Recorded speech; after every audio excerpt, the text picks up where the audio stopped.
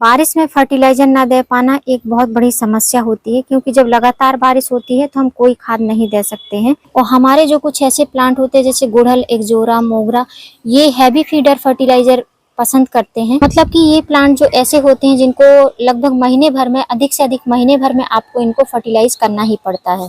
तो बारिश के पानी के कारण ग्रोथ तो बहुत अच्छे से होती है। अगर पौधे में जो है, स्पेशली हिबिस्कस के पौधे में कलियां नहीं बन रही हैं, फूल नहीं आ रहे हैं, तो आप चेक करें कि कहीं इसमें जो है मिलीबग वगैरह किसी भी एफिड का अटैक तो नहीं है। ये अटैक स्पेशली तब होता है जब लगातार बारिश गिरती है, उसके बाद में बारिश रुक जाती है, तो हमारे पत्तों के नीचे साइड में ये स्टेम पर व्हाइट व्हाइट से डॉट से बन जाते हैं। फिर वहां पर धीमे धीमे मिलीबग अपने जो है एग छोड़ने लगते हैं, जिससे कि बहुत सारे मिलीबग हो जाते हैं। और चिपचिपेपन के कारण और कुछ कमियां होने के कारण पौधे जो है हेल्दी ग्रोथ नहीं करते हैं, कलियां नहीं बनती हैं। तो मेरे तो छोटे छोटे पौधे में भी हिबिस्कस में फ्लावरिंग होती रहती है, लेकिन ये मैं आपके साथ में शेयर कर रही हूँ और उपाय जो है करती भी रहती हूँ, वही आपको बता रही हूँ। अब यहाँ पर आप देख सकते हैं व्हाइट व्हाइट सा बनने लगा है, तो ये मिलीबग का अब धीमे धीमे असर चालू हो रहा है। अगर हम इसको ध्यान नहीं देंगे तो ये पूरा हमारे पौधे की जो है ब्रांच पर कवर कर लेगा। तो इसके लिए आपको हटाने के लिए घरेलू उपाय आप ये कर सकते हैं कि इसके लिए आप जो है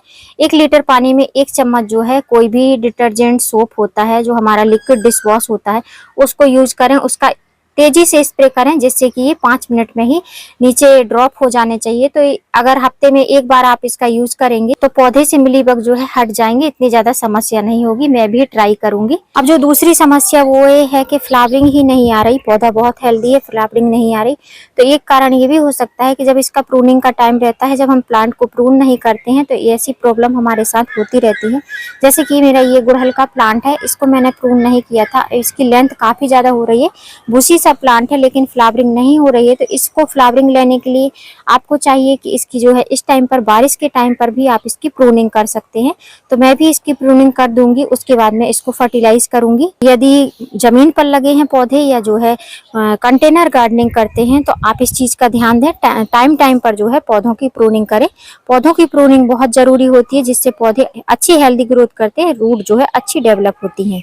अगर आपने सब कुछ कर लिया, उसके बाद भी आपके हिबिस्कस या मोगरा या जो है कोई भी प्लांट है, एक्जोरा, उसमें फ्लावरिंग नहीं हो रही है, तो वो किन कारणों से हो सकती है? एक कारण ये भी हो सकता है कि आपके पौधे की जो मिट्टी है उसमें जो है बराबर पोषण नहीं मिल रहा है। मतलब कि पौधे की जो मिट्टी है उसमें न्यूट्रिशन वैल्यू जो है फिनिश हो चुका है, मतलब खत्म हो चुका है।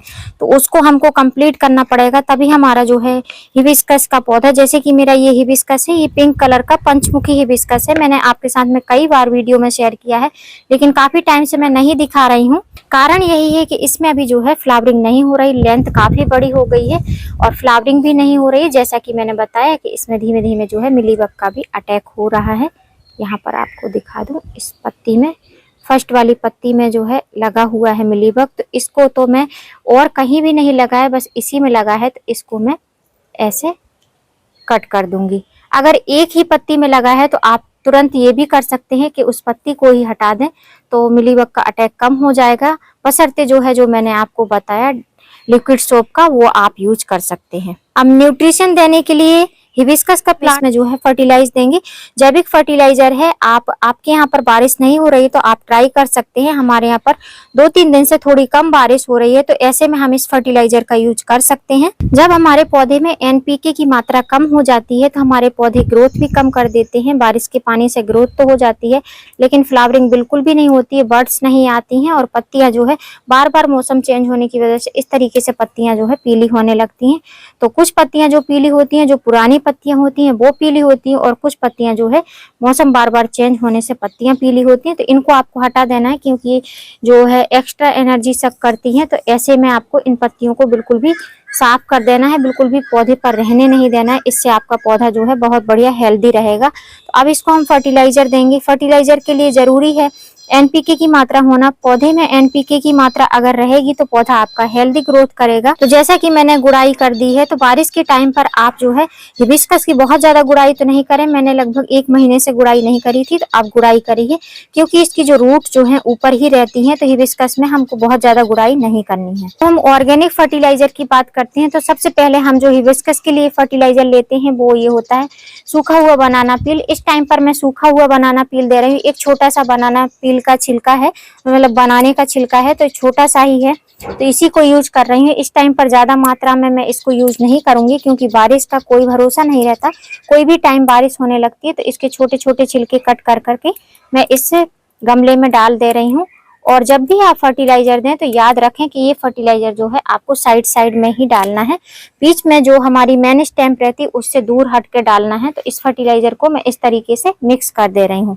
दूसरा फर्टिलाइजर जो है मेरा, वो है ये सरसों की खली। सरसों खली सबसे बेस्ट होती है, इसमें सब प्रकार के पोटेशियम, माइक्रोन्यूट्रिएंट होते हैं जो हमारे पौधों की ग्रोथ के लिए बहुत जरूरी होती हैं। तो इस फर्टिलाइजर को हमको कितना यूज करना है, तो इस फर्टिलाइजर को यूज करने के पहले आप ये जान लें कि ये फर्टिलाइजर क्या रिस्पॉन्स करता है हमारे पौधों की ग्रोथ पर। तो इस फर्टिलाइजर से कलियां बहुत ही अच्छी होती हैं, जो कलियां ड्रॉप होती हैं वो समस्या दूर हो जाती है हमारे पौधों से। अगर सरसों की खली का यूज करते हैं तो कोई भी और फर्टिलाइजर आपको देने की जरूरत नहीं है, यही सबसे बेस्ट फर्टिलाइजर होता है, जो थोड़े हमारे पौधों को ठंडक भी प्रदान करता है। हिबिस्कस को बहुत ज्यादा धूप की जरूरत होती है, यदि आपके पौधे धूप में नहीं रहेंगे तो ये बिल्कुल भी फ्लावरिंग नहीं करेंगे। इनको 5 से 6 घंटे की रेगुलर धूप की जरूरत होती है। जब धूप लगेगी तभी ये पौधे जो है हिबिस्कस या गुड़हल हिबिस्कस या चांदनी या आपके एक्जोरा के प्लांट तभी ब्लूम करेंगे जब इनमें अच्छी तरीके से धूप लगेगी। तो मैंने थोड़ा को पाउडर फॉर्म में किया है, तो इस तरीके से थोड़े थोड़े से पाउडर फॉर्म में है,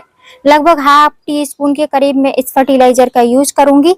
जैसा कि मैंने बताया कि रूट के पास हमको नहीं डालना है, साइड साइड में ही, रिंग साइड में ही डालना है, जिससे कि हमारे पौधों में अच्छे से न्यूट्रिशन मिलता रहे। और यदि आपके यहाँ पर बारिश गिर रही है तो आप जो है इसमें फर्टिलाइजर डालने के बाद में आप इसमें पानी बिल्कुल ना डालें। अगर बारिश नहीं गिर रही है तो आप इसमें पानी की मात्रा थोड़ी सी डाल सकते हैं। तो हमारे यहाँ पर तेज धूप निकली हुई है तो मैं इसमें थोड़ा सा पानी डाल दूंगी, जिससे कि हमारा जो फर्टिलाइजर डाला है वो अच्छी तरीके से गलनशील होकर हमारे में मिक्स होता रहे। तो फ्रेंड्स, जिस तरीके से मैंने सूखे बनाना के छिलके, केले के छिलके डाले हैं, आपके यहाँ पर लगातार धूप हो रही है, बारिश नहीं हो रही है, मेरे यहाँ पर सुबह नहीं होती है तो शाम को बारिश जरूर होती है, तो आप जो है जो फ्रेश केले के छिलके होते हैं वो भी यूज कर सकते हैं। एक की जगह आप ½ डालें, मतलब आधा केले का छिलका अपने पौधों की जो गमले की मिट्टी है उसमें दबा सकते हैं। लेकिन आपको ध्यान यही रखना है कि इन पौधों को जो है आपको फुल सनलाइट में रखना है, शेडी प्लेस में बिल्कुल नहीं रखना है। तो इस तरीके से आप भी अपने पौधों में भर भर के फ्लावरिंग ले सकते हैं। इस फर्टिलाइजर को डालने के बाद में